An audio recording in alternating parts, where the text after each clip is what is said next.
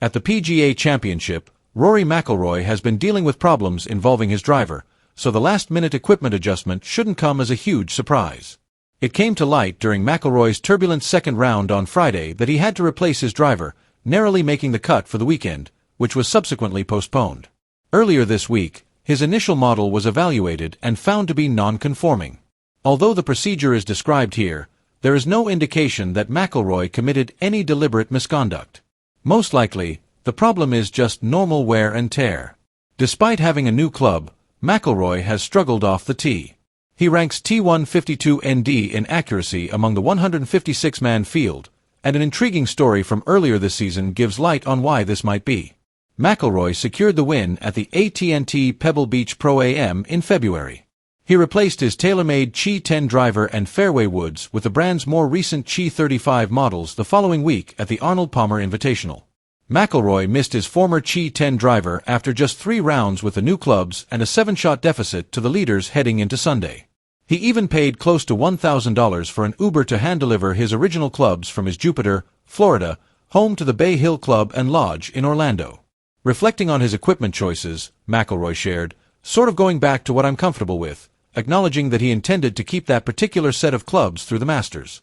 "I tried new woods for the first 3 days, didn't quite work out the way I wanted it to. So, yeah, I went back to my old stuff today." "Sort of going back to what I'm comfortable with," McIlroy said when asked about his equipment selections, admitting that he planned to stick with that specific set of clubs through the Masters. "For the first 3 days, I tried new forests, but it didn't quite work out the way I had hoped. So, yes, today I returned to my old stuff. I led strokes gained, off the tee in both Pebble and Torrey, so it was a really good idea to change," he added, a little ironically, referencing his prior performance numbers. "I lost strokes off the tee on Saturday, which is something I haven't done in a long time. Yes, I simply returned to what I knew."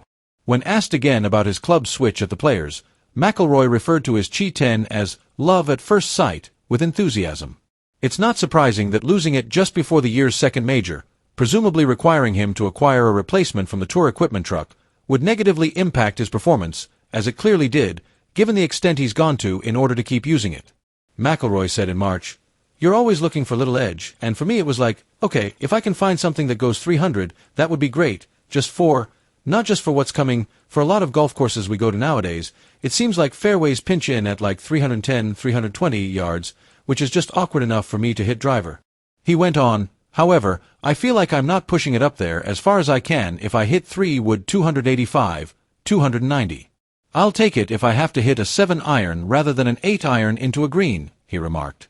"Some years you vibe with a new piece of equipment a little easier. It was like love at first sight, like that Chi 10 that I'm using that they brought out last year," he continued. "This is incredible, I thought. It's really difficult to switch to something else when you feel that way about a golf club, in my opinion. It fluctuates. It's easier in some years than others."